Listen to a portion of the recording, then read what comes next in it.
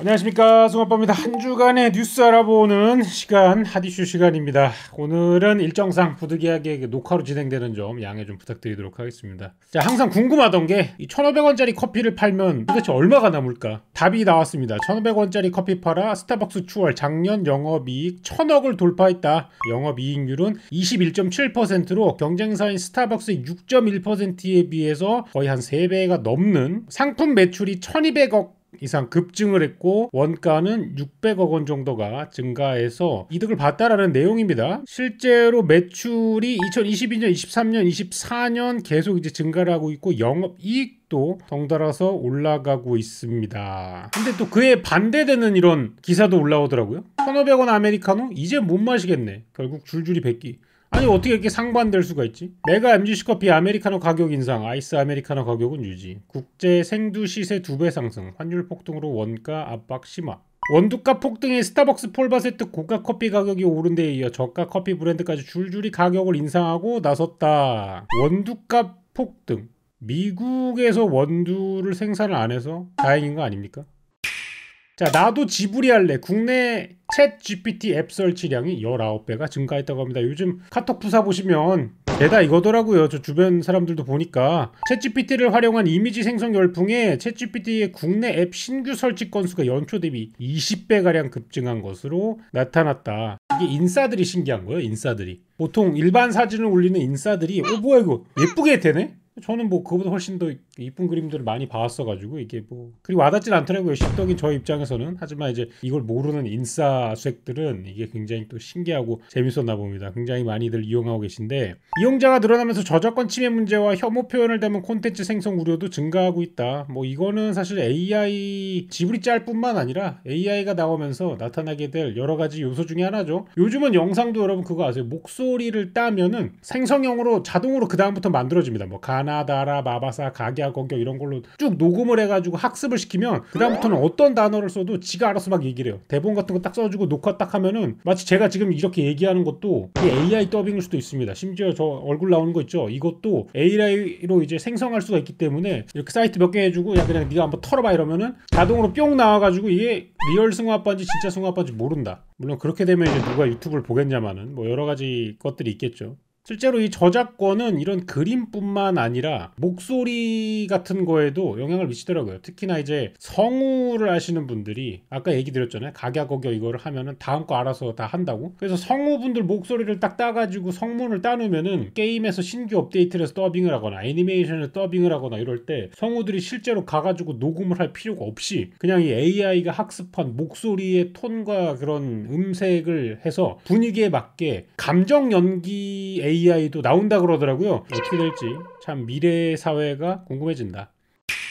자, 이제 썸네일 보시고 오신 거 좀 들어가도록 하겠습니다. 미국 주식 갤러리. 자, 뭐 이렇게 해가지고 뭐 트럼프와 파월 간의 뭔가 이런 그 기싸움 같은 느낌으로 막 짤 같은 게 많이 올라오고 있어요. 왜냐하면 지금 미쳤습니다. 다시 뻘겋게 됐어요. 저는 어제 그 딱 30분 만에 재산의 30%가 날아가는 걸 경험을 했다. 이게 진짜 미친 속도로 떨어지고 있어가지고 장난이 아니다. 얼마나 떨어졌을까? 1경 4천조 원 증발. 트럼프 행정부가 촉발한 무역전쟁의 충격으로 미국 증시가 이틀 연속 폭락한 가운데 트럼프 대통령이 취임한 뒤 시가총액이 1경 4천조 원. 천조국이 아니라 이제 1경국이네요. 1경 4천조 원. 이게 말도 안 되네. 경이 나오네. 미국은 클래스가 다르다는 걸 다시 한번 알 수 있겠고요. 그 와중에 이제 그 워렌 버핏이 투자의 신인 이유 이런 것들이 또 올라옵니다. 막 2024년 11월에 올라왔을 때는 주식 팔고 현금 올다 했을 때 사람들의 의견이 어땠냐면은 얘 이제 그 늙어가지고 약간 좀 감각이 없다. 지금 무슨 뭐 AI주에 투자하고 뭐 기술주에 투자하고 이래야 될 타이밍인데 역시 나이가 들더니 약간 좀 꼰대 같다. 이런 평들이 많았거든. 최고 안전자산 절대 팔지 않던 애플도 팔아가지고 아니 애플을 팔아? 이랬는데 지금 애플 오늘자 애플 근황. 미래를 보는 눈이 있는 건지 정말 대단합니다. 사실 근데 이런 내용을 해도 주식 투자를 안 하는 사람들은 뭐 알바야? 뭐 주식 투자 안 하는 돌멩이가 더 잘 벌지 않아? 뭐 이렇게 생각할 수 있겠지만, 자, 트럼프 폭탄에 아이폰 가격 333만 원 될 수도. 미국 소비자들 폭탄. 관세 뭐 어쩌고 좋은 건 줄 알았는데 아이폰이 330만 될 거라 이야기하니까 그제서야 이제 미국인들도 뭐야 이거 쉬운 문제가 아닌데 우리한테 좋은 거 아니었어? 아니다, 아이폰 가격 이제 오를 수도 있다, 뭐 이런 내용 때문에 체감되는 게 중요하죠. 사실 요새 환율도 많이 오르고 이런 관세가 붙으면 어떻게 될지 모르겠지만 실제로 와닿게 되면은 다르게 느끼는 겁니다. 그 와중에 베일벗은 닌텐도 스위치 6월 5일 8년 만에 다음 기기가 나온다는 이야기예요. 쭉 보니까 제일 여기서 이슈가 되는 내용은 뭐냐면 70만 원이에요. 이게 닌텐도 스위치가 처음 나왔을 때 한 30만 원대로 기억을 하고 있는데 거의 2배 가까이 늘었다. 뭐 8년이 지났으니까 물가가 2배 늘지 않았을까라고 생각하지만 사실 게임기 가격들은 어느 정도 가격을 유지했거든요. 제가 봤을 때는 아마 그 최근에 나왔던 플레이스테이션 프로부터 약간 조금 맛이 가기 시작한 것 같아요. 이상하게. 그래서 결국 이제 거의 70만 원 가까운 가격으로 출시가 되고 새로 출시한다는 게임들도 막 한 장에 9만 원 막 이렇게 팔더라고요. 그래가지고 이것 때문에 실제 라이브를 진행할 때 드랍 더 프라이스 이러면서 가격을 내리라는 이 미국 소비자들의 의견들이 굉장히 많았습니다. 드랍 더 프라이스, 드랍 더 프라이스 막 도배가 되고 있죠. 문제가 뭐냐? 트럼프 관세 비밀 막고 사전 예약이 무기한 연기가 되었다. 그래서 이제 미국으로는 언제 판매가 될지 모르겠다 라는 내용입니다. 이러고 나니까 이제 좀 전에 얘기했던 그 아이폰 330만 원에 이제 더해가지고 실제로 어떤 충격들이 와닿는지 이제 알 수 있겠죠. 미국의 국민들도 빨리 알아챘으면 좋겠습니다. 이 상황이 되니까 어떤 내용들이 나오냐? 캘리포니아, 미국의 주죠. 트럼프 관세를 우회하기 위해 다른 국가와 무역 협상. 미국의 주별로 행정이 다르게 돌아가니까 이런 얘기를 하는데 사실 이거는 불가능한 내용이라고 합니다. 잘 알아보니까 법적으로 불가능한 내용이래요. 근데 약간 뻥카 같은 거죠. 언론을 위한 쇼 같은 거라고. 근데 사실 이런 이야기를 하는 것조차 지금 이제 미국의 정세가 얼마나 약간 좀 불안하고 하나 되지 못하는 상황인가, 이런 거를 조금 잘 알 수 있는 상황이 아닐까 해가지고 우스운 내용인데 한번 가져와 봤습니다. 자, 인조이 얼리 액세스 출시 첫 주 판매량 100만 장을 돌파했다고 합니다. 크래프톤이 선보인 역대 게임 중 가장 빠른 기간에 달성한 기록이라고 하는데요. 저는 예전부터 이 심주류 게임을 그다지 좋아하지 않습니다. 왜냐면 현실을 게임으로 옮겨놓은 거잖아요. 너무 정적이요. 제가 생각했을 때 삶이란 건 사실 특별한 일이라기보다는 비슷한 것의 반복이거든요. 뭐 어제 살고 오늘 살고 이런 거 크게 다름이 없잖아요. 근데 그거를 이제 게임 속에서도 한다? 제 기준에 너무 지루하고 이거 왜 해야 되나? 왜냐면 인생은 내가 지금 살고 있는데 여기 게임 안에서도 또 인생을 살아야 되나? 그것보다는 조금 더 이제 판타지나 이런 SF적인 거를 즐기기 위해서 저는 하는 편이라 심즈나 뭐 이런 것들은 별로 좋아하지 않아서 그냥 방송으로만 봤어요. 근데 방송으로만 봐도 아직은 이제 얼리 액세스라 그런지 콘텐츠가 그렇게 많은 편은 아니더라고요. 그냥 돌아다니고 뭐 심즈처럼 게임하고 이 정도라서 약간 GTA 정도로 뭔가 할 게 좀 많아지면은 훨씬 더 재밌지 않을까. 모델링이나 뭐 이런 것들은 나쁘지 않아 보이더라고요. 뭐 이렇게 팔렸다.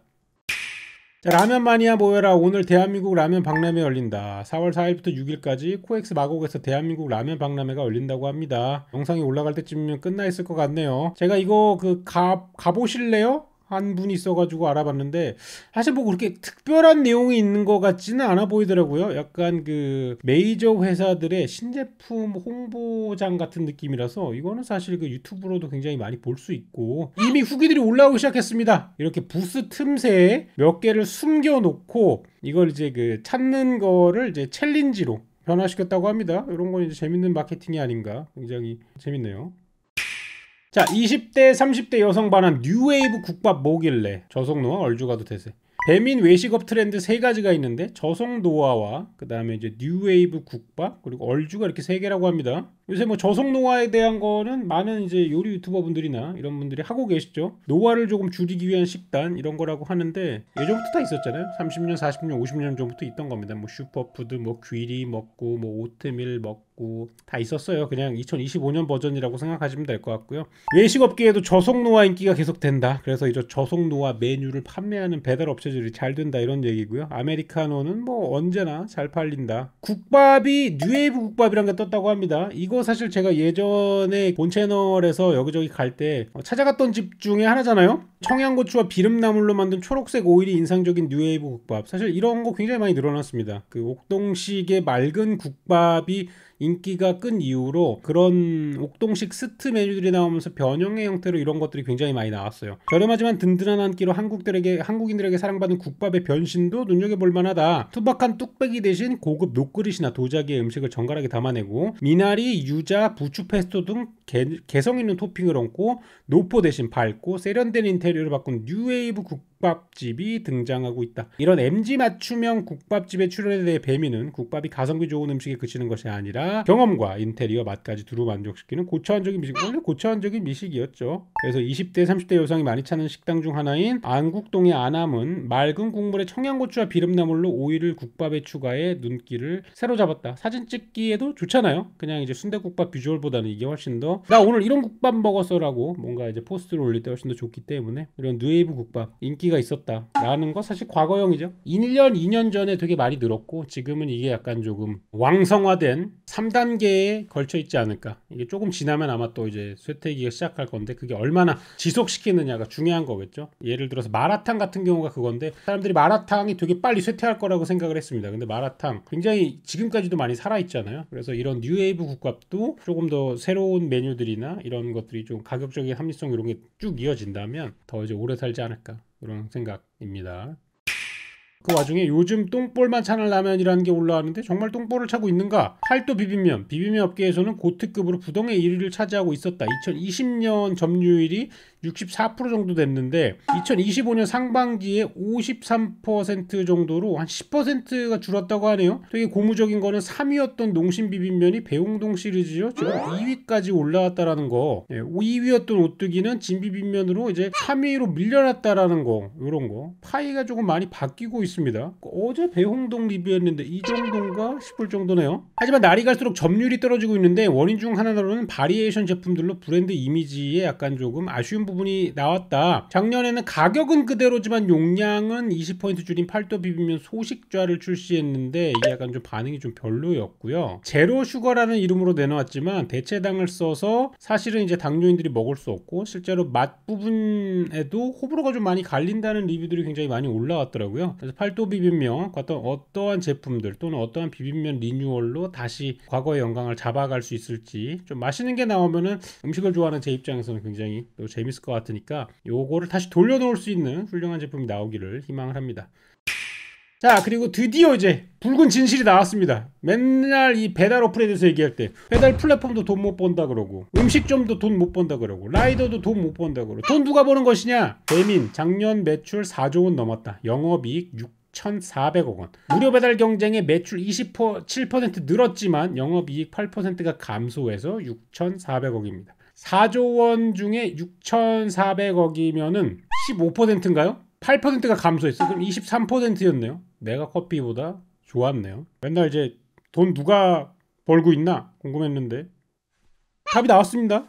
과연 누가 돈을 벌고 있는가는 정답이 나온 것 같고요. 오늘 한 주간의 뉴스는 여기까지 끝입니다. 그래서 이번 주는 이런 내용들이 있었고 미국 증시가 계속 떨어지고 있어가지고 더욱더 열심히 일해야 되는 승웅 아빠입니다. 네, 좋은 하루 되십시오.